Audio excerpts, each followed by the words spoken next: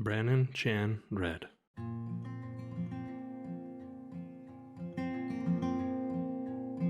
One thing that I remember about Brannan is that when he was born, he had such vibrant colors, and he looked alive.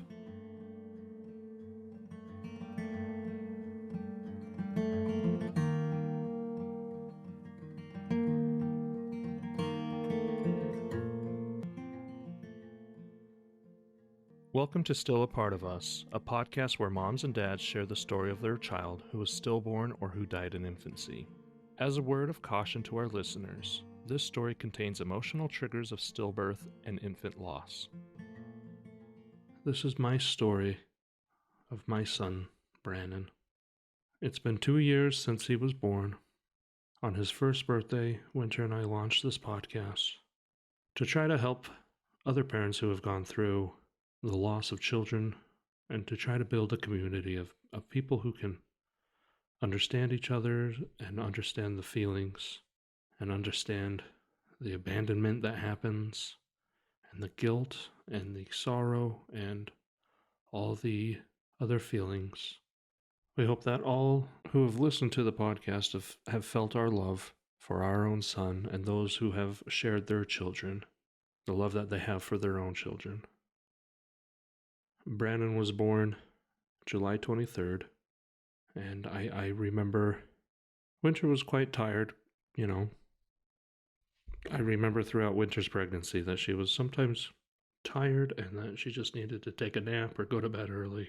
When Winter was pregnant with our daughter, that wasn't anything new. Winter often got tired, and so that Saturday, Winter was really tired, and she pretty much took a nap the whole day. And, who could blame her? She was 37 weeks and a couple days pregnant, and it was a Saturday. She didn't have to do anything, and so we just let her sleep. And then we woke up on Sunday, and we got ready for church, and we were sitting and listening to the service, and Winter looked over and said that she hadn't felt Brannan move in a while. And she sat and she tried to reposition herself and tried to find any sign of movement from Brannan. And after a while, she said, I'm going to call up to the hospital. We are pretty far along, so maybe we're just getting ready for delivery. So Winter calls, and they said, sometimes when the baby enters the canal to be that they sort of have restricted movement, so they're a little more, they're not as active. But come on up, and we'll give an ultrasound, and we'll just check everything out, make sure everything's okay. And Winter told me that, and I was starting to get excited because, maybe Brannan is getting ready to be born. And we asked my mom to come pick up our daughter from church, and we were going to go straight up to the hospital, and my mom came, and thanks to her, and she and my father watched Lucy while we went up to the hospital. And we got into the labor and delivery ward, and they took us back into an exam room. And I was excited. I do remember being excited because what I had thought, they said that maybe Brannan had moved into the canal, and the birthing canal, and was being ready to start being born, And so the technician came in, and she said, "Hey, I'm going to set up the ultrasound or the Doppler, and we're going to try to find just check on the baby." And so Winter lays down on the exam table. They start looking for the heartbeat, and it takes a moment, and the technician says, "Oh, let me go get my supervisor," and the supervisor comes in. "Oh, we're not really finding him. Just give us a second. We'll get a different machine, one that's more powerful." And right at that moment, it hadn't dawned on me that there could be something to be worried about. And Winter looked very concerned. And then the technician and the supervisor come back with a different machine, and they can't find it. And they're like, "Well, let's go get a doctor." And the attending physician comes. And at this time, I'm very concerned because Winter's very, very concerned, and I don't know what to do. I'm just there. And the doctor turns and says, "I can't find a heartbeat," and that she can pronounce that we've lost our child.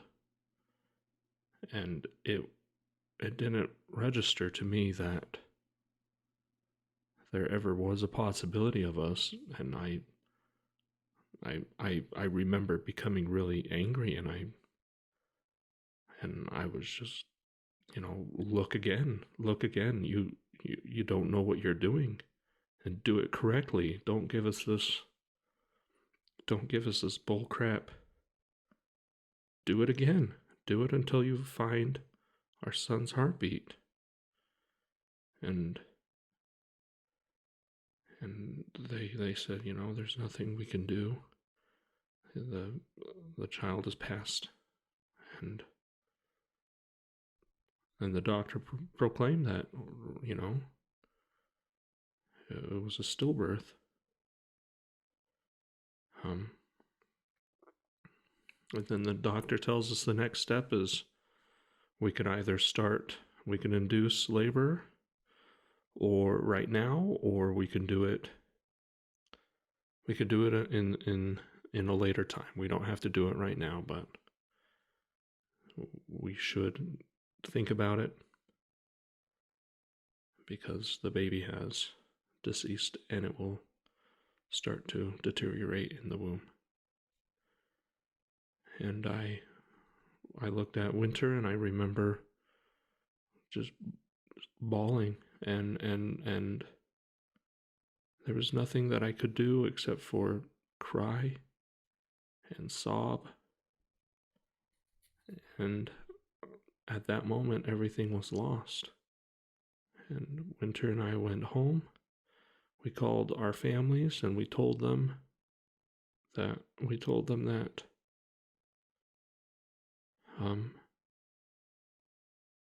Brannan had passed away.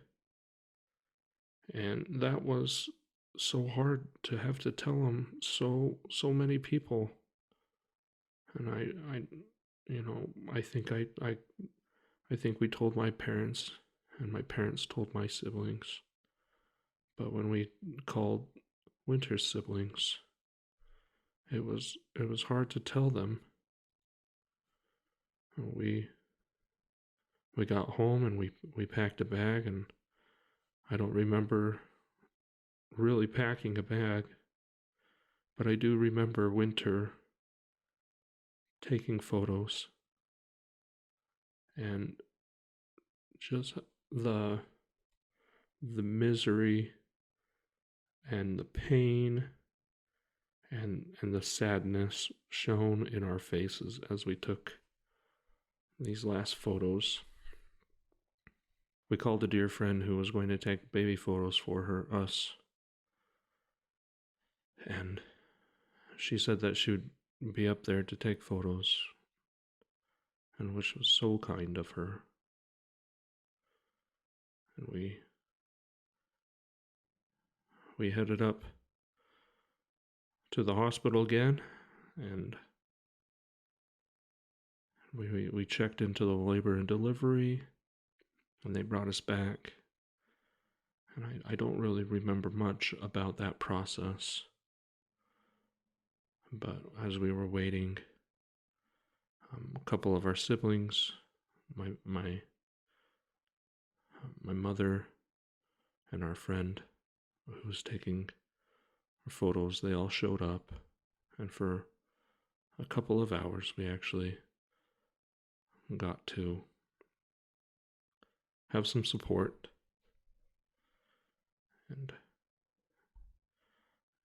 And I just remember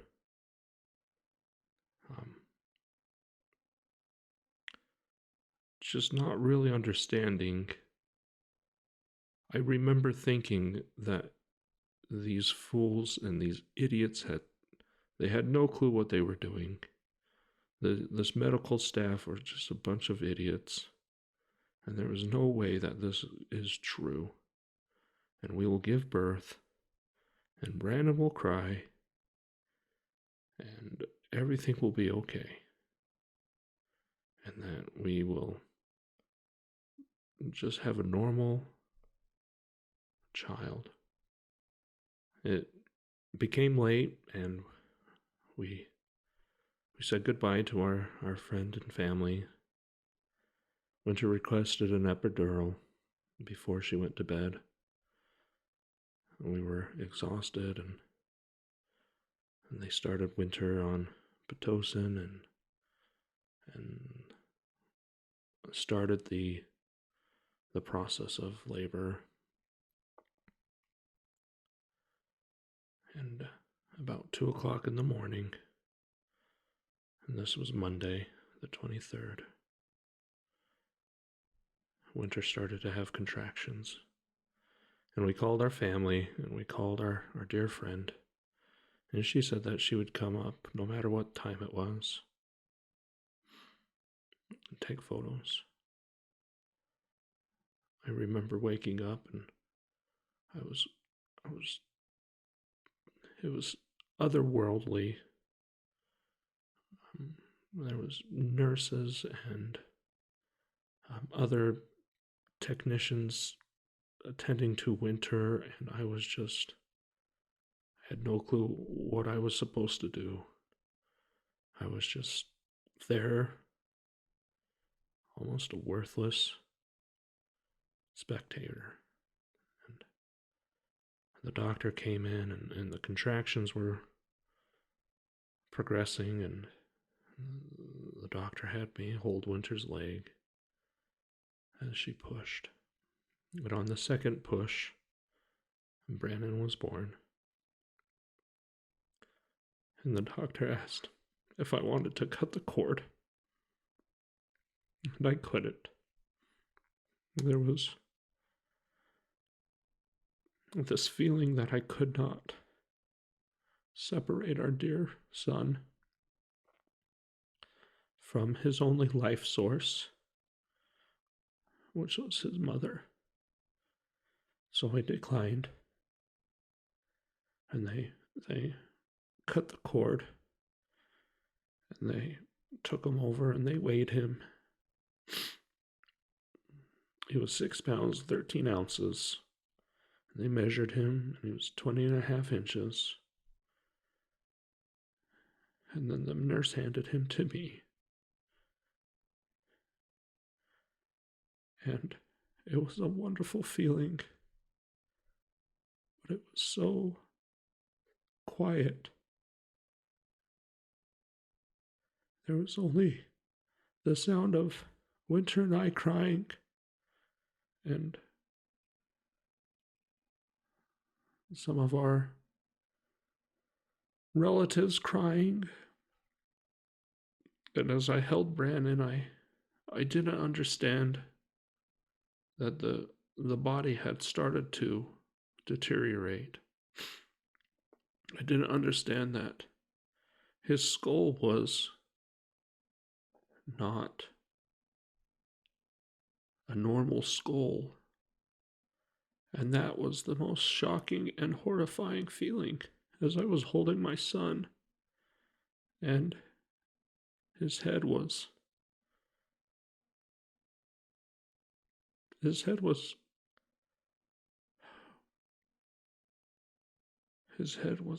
almost like putty. And I was horrified, and I did not want to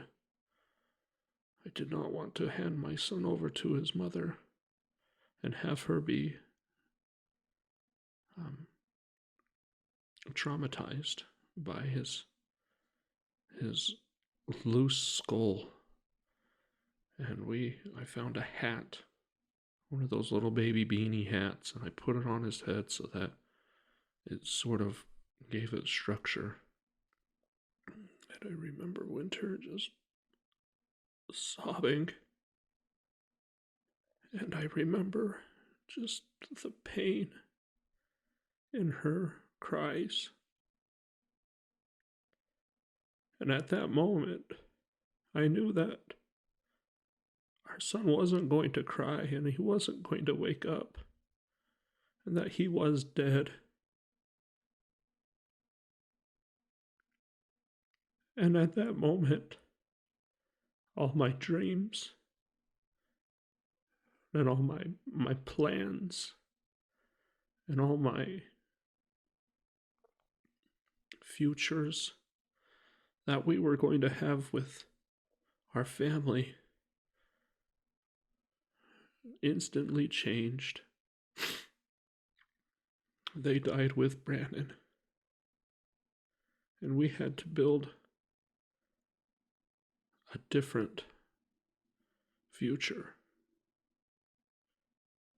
And it was just the most soul-crushing and harrowing point of my life. After a while, they moved us into a different ward of the hospital. They took us out of the labor and delivery, and they brought us to a special women's recovery area. And it was away from all the happy moms and dads who had given birth. And it was actually very gracious. We didn't have to pass anybody in the hall with happy smiling faces who had given birth to healthy babies. We didn't have to deal with, we didn't have to deal with anything that was associated with life. And I remember they put on our door a little postcard, and it was a purple,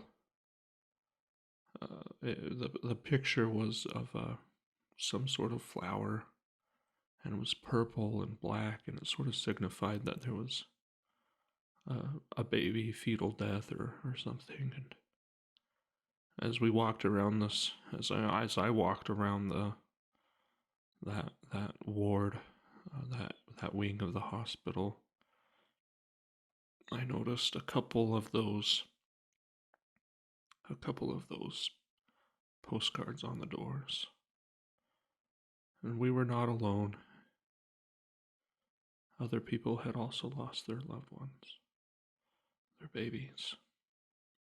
The medical staff told us that we had 24 hours since birth with our son, and they brought in a cuddle cot, which is a cooling pad to keep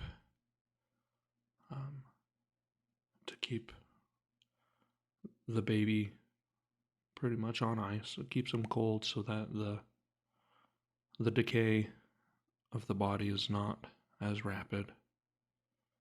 But even so, the body is deteriorating.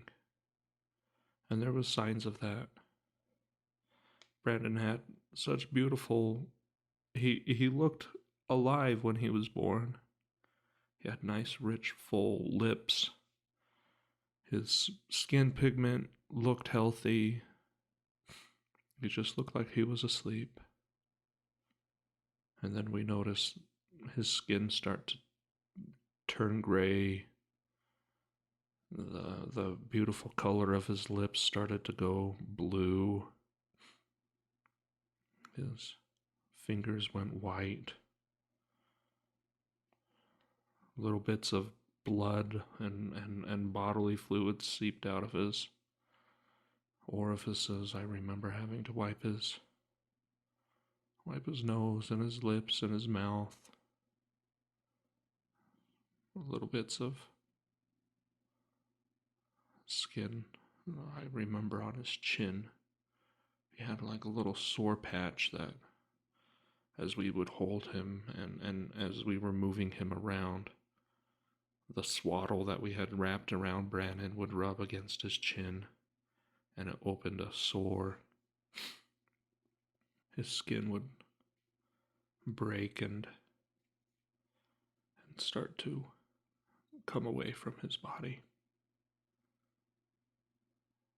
But we had 24 hours with our son, and we were going to spend every moment we could with him. And we had friends and family come up, and it was dear to us to see people want to hold him. And, I don't really know. I don't really know if people wanted to hold him, but it meant the world to me that people held him. And I remember Winter and I were talking about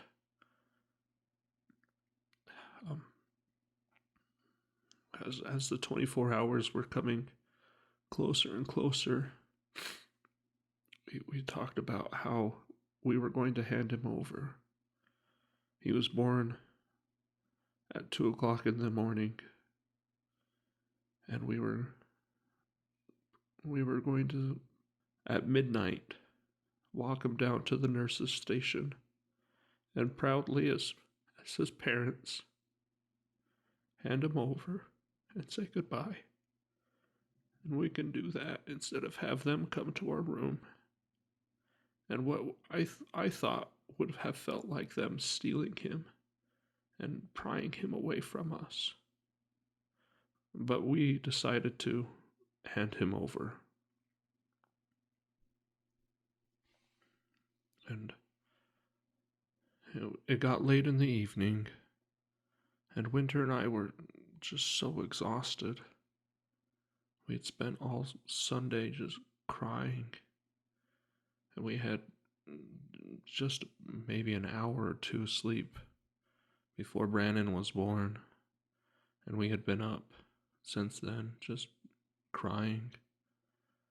And I remember about 9 o'clock, Winter and I just said, we'll have to take turns, one of us take an hour nap, and then we'll wake the other one up. And I remember I had Winter fall asleep first. I was determined to stay awake and be with my son. But the